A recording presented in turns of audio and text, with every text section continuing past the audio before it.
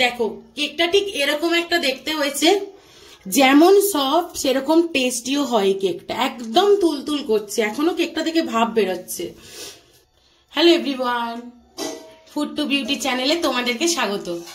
আজকের ইনগ্রিডিয়েন্টস গুলো দেখে কি বুঝতে পারছো, নিশ্চয়ই কেক হতে চলেছে। একদমই তাই, ক্রিসমাস যেহেতু পরশুদিন, তাই আজকে আমি কেকের রেসিপি নিয়ে চলে এসেছি। চলো তাহলে কি কি ইনগ্রিডিয়েন্টস লাগবে তোমাদেরকে একটুখানি দেখিয়ে দিই। তো কেক বানাতে যা যা লাগবে, এটা যেহেতু ফ্রুট কেক বা প্লাম কেকও বলা যায়, যে যেটা বলবে। আমি এখানে 3 বাটি ময়দা নিয়েছি এই বাটিটার, আর এখানে আছে হচ্ছে এখন 1 বাটি চিনি, আমি আরো হাফ বাটি নেব, ময়দার হাফ পরিমাণে চিনি। আর এখানে আছে হচ্ছে 3টে ডিম, এটা হচ্ছে কমলা লেবুর জেস্ট যেটাকে আমি গ্রেট করে রেখেছি। এখানে রয়েছে হচ্ছে আমন্ড আর কাজু কুচি, এটা হচ্ছে চেরি, এটা কিশমিশ, এটা হচ্ছে কমলা লেবুর জুস, এটা তো বাটার, এটা হচ্ছে মুরাব্বা, baking soda, baking powder, vanilla essence, আর এখানে আছে দালচিনি, লবঙ্গ আর এলাচ, আর এটা হচ্ছে টুটি ফ্রুটি, আর লাগবে সামান্য একটুখানি নুন। তো কেক বানাতে এই ইনগ্রিডিয়েন্টস গুলোই লাগবে, কিন্তু ময়দা চিনির রেশিওটা সবসময় মাথায় রাখবে। ময়দা যদি 3 কাপ তো চিনি 1.5 কাপ, এতটাই। এখন আমি যেটা করব সেটা হচ্ছে এই চিনিটা, এই যে যতটা আমার গরম মশলা রয়েছে এটা আমি দেব, দিয়ে এটাকে আমি মিক্সিতে ব্লেন্ড করে নেব, ভালো করে গুঁড়ো করে নেব। তো চলো এটা গুঁড়ো করে নিই। আর আরেকটা জিনিস লাগবে, সেটা হচ্ছে আমার ক্যারামেলাইজ সুগার, কালারের জন্য চিনিটাকে একটু পুড়িয়ে নিই, চলো সেটা তোমাদেরকে দেখাই। তো দেখো আমি এখানে এইরকম স্পুনের 4 স্পুন মতো চিনি দিয়েছি, ব্যাস আর লাগবে না, এটাতেই কালার এনাফ। এখন আমি দেব এর মধ্যে এরকম ছোট্ট বাটির 1 বাটি মতো জল, ব্যাস আর না, 1 বাটিও দিইনি, তারও কম দিয়েছি, জাস্ট যাতে চিনিটা না সঙ্গে সঙ্গে পুড়ে যায় একটা সাইডে, এটা যাতে আস্তে আস্তে পুরোটা পুড়ে যায়। এটা এখন আস্তে আস্তে গলতে থাকুক, গিয়ে লাল রংটা আসুক, তখন আমি এর মধ্যে একটু জল দিয়ে এটা একটা লিকুইড সিরাপ তৈরি করে নেব। দেখো চিনিটা কি সুন্দর আস্তে আস্তে লাল লাল হয়ে আসছে, এটা কিন্তু আরো লাল হয়ে যাবে, তারপর আমি এর মধ্যে একটু জল দিয়ে দেব, এটা আরো একটু লাল হোক। দেখো এটা কিন্তু আর পোড়াবো না, এবার আমি এর মধ্যে জল দিয়ে দেব, আরো একটু জল লাগবে, আরো 1 বাটি মতো জল দেব। এটা একটু ফুটে গেলেই হবে, আর জল লাগবে না। দেখো এটা কিন্তু একদম কমপ্লিট ক্যারামেলাইজড সুগার। এটা এবার বন্ধ করে আমি ঠান্ডা হতে দেব। এখন আমরা যেটা করব সেটা হচ্ছে, আমি যে বাটারটা মেল্ট করে নিয়েছি, আমি মাইক্রোওভেনে 30 সেকেন্ড মতো দিয়ে মেল্ট করে নিয়েছি, এটা গলে গেছে, অলমোস্ট গলে গেছে, এটা আমি বাটির মধ্যে দিয়ে দেবো। এটা প্রায় হাফ বাটি মতো, এটা মার্জারিন, এটা কিন্তু বাটার না, তোমরা যে কোনো ইচ্ছে বাটার নিতে পারো, এটা কিন্তু মার্জারিন। এবার এটা একটুখানি গরম আছে, এর মধ্যে আমি এখন চিনিটা দিয়ে দেব। চিনিটা আমি ডাস্ট করে রেখেছিলাম ওই গরম মশলাটা দিয়ে, চিনিটা দিয়ে এবার ভালো করে এটাকে মিক্সড করতে হবে। এটাকে আমি খুব ভালো করে মিক্সড করব এখন।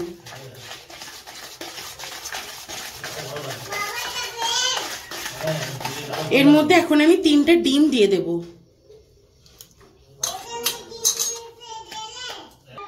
দেখো ডিমটা দিয়ে মিক্সড করতে করতে একদম এরকম একটা কনসিস্টেন্সি হয়ে যাবে। প্লাম কেকের এটাই একটা ভালো গুণ কি, এতে বেশি ফ্যাটানোর খুব প্রয়োজন হয় না, মোটামুটি একটুখানি ফ্যাটালেই হয়ে যায়, মোটামুটি একটু করতে হবে, একেবারে ফ্যাটাবো না সেই ব্যাপারটাও আবার হবে না।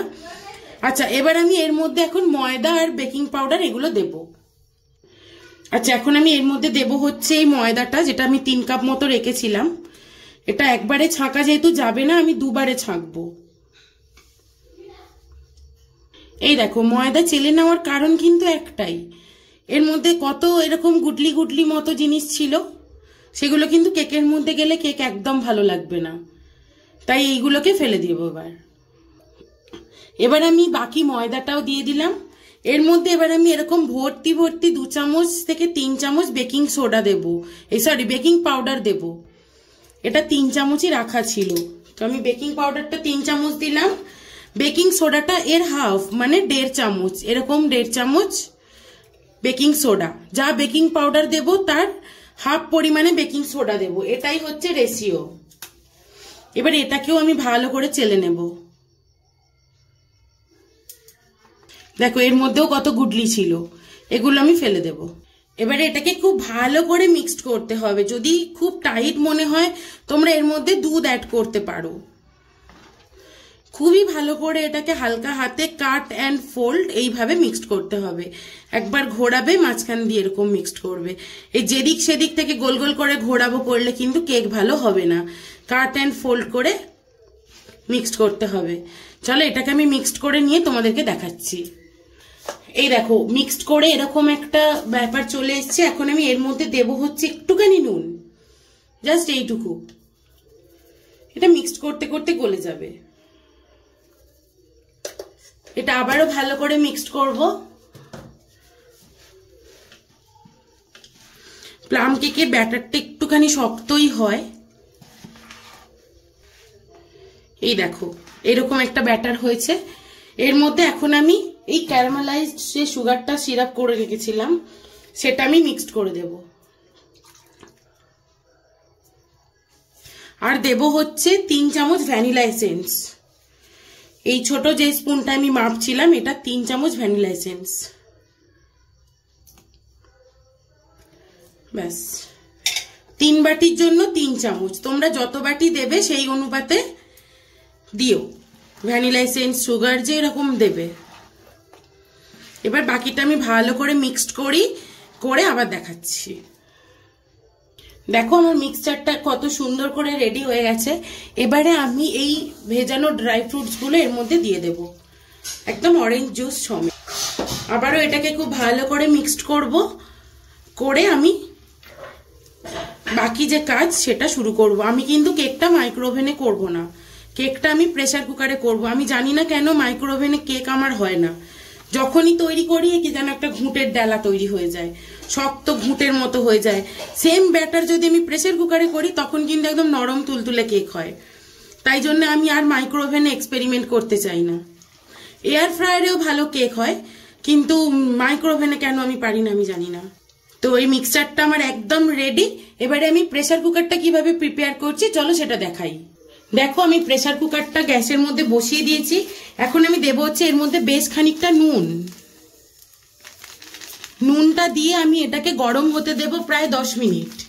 মানে প্রেসার কুকারটাকে আমি প্রিহিট করতে দিচ্ছি, যেরকম মাইক্রোওভেনে আমরা কেক করার আগে প্রিহিট করি, এটাও ঠিক সেম প্রেসার কুকারটাকে আমি প্রিহিট করতে দিচ্ছি। এই যে আমি প্রেসার কুকারে এখন ঢাকা দিয়ে দিলাম। এটা এখন 10 মিনিট মতো এইভাবে গরম হতে থাকবে। সিটি গার্ডার দুটোই খোলা আছে।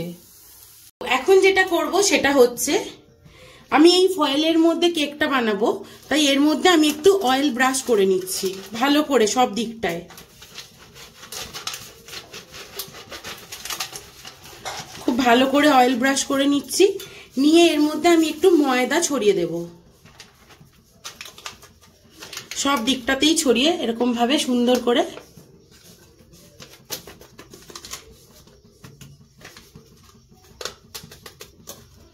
যে এক্সেস ময়দাটা থাকবে সেটা আমি ঝেড়ে নিচ্ছি। এই যে হয়ে গেল। এর মধ্যে এবারে আমি কেকের ব্যাটারটা দেব যতটা ধরবে।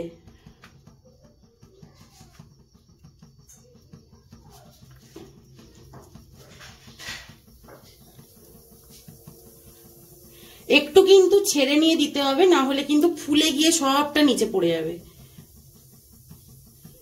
ব্যাস, এটাই আর দেওয়া যাবে না। এবারে এটাকে খুব ভালো করে এরকম ভাবে এয়ারটা বের করার জন্য ড্যাব ড্যাব করে ঠুকে নিতে হবে। ব্যাস, এটা রেডি এরকম ভাবে। এখন আমি প্রেসার কুকারটা দেখি গরম হয়েছে কিনা। চলো এটা খুলে দেখা যাক। এটা কিন্তু খুব গরম হয়ে গেছে, নিচটা খুবই গরম হয়ে গেছে।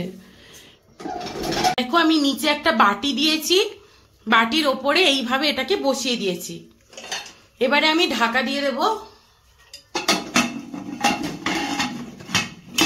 এটা ঢাকা দিয়ে প্রথম 5 মিনিট খুব জোরে জাল হবে, তারপরে আমি এটাকে কমিয়ে দিয়ে প্রায় 15 থেকে 20 মিনিট দেখবো যে কেমন কি হয়েছে। মাঝখানে আমি চেক করে দেখবার, ওপরে একটু চেরি ছড়িয়ে দেবো, তখন তোমাদেরকে আবার দেখাচ্ছি। এখন এরকম ভাবে এটা হতে থাক। দেখো এখন তো প্রায় 5 মিনিট মতো হয়ে গেছে, তারপর আমি কমিয়ে দিয়েছিলাম 5 মিনিট জোরে জাল হওয়ার পর, তারপরেও প্রায় 6-7 মিনিট হয়ে গেছে। এখন খুলে আমি চেক করব যে কতটা ফ্লাপি হয়েছে। আর এর ওপরে আমি একটুখানি চেরি দিয়ে দেবো, কারণ এর পরে আর দিলে হবে না।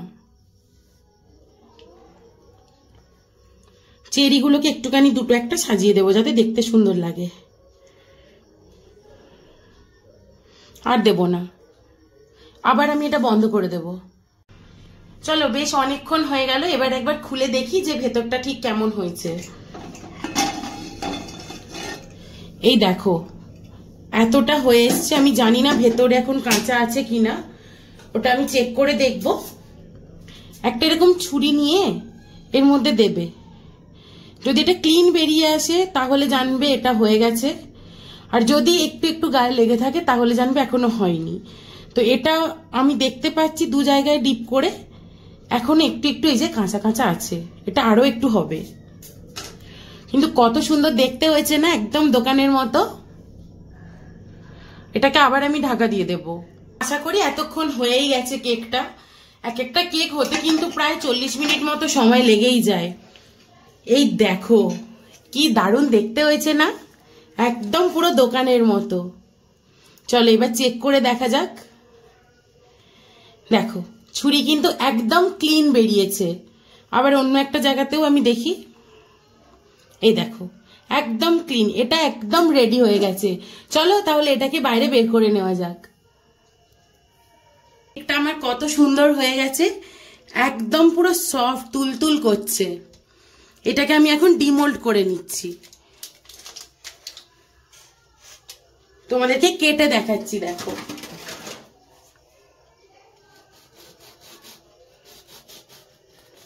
একদম প্রপার প্লাম কেক যেমন হয় না, ওপরটা ক্রিস্পি আর ভেতরটা সফট, পুরো একদম সেরকমই। দেখো পুরো নরম তুলতুল করছে।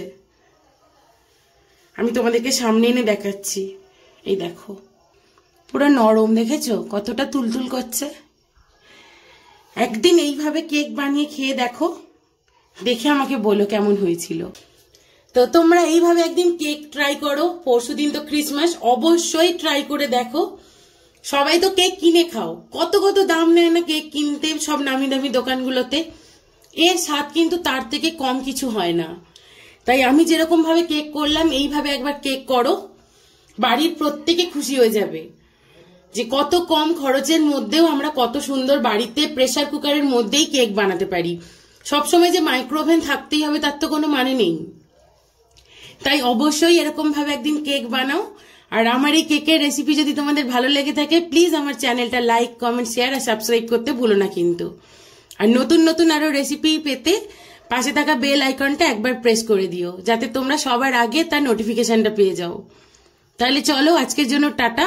আর আমাকে অবশ্যই জানাবে যে তোমাদের এই কেকটা কেমন লেগেছে। ভালো লাগলেও বলবে, খারাপ লাগলেও বলবে। চলো আজকের জন্য টাটা।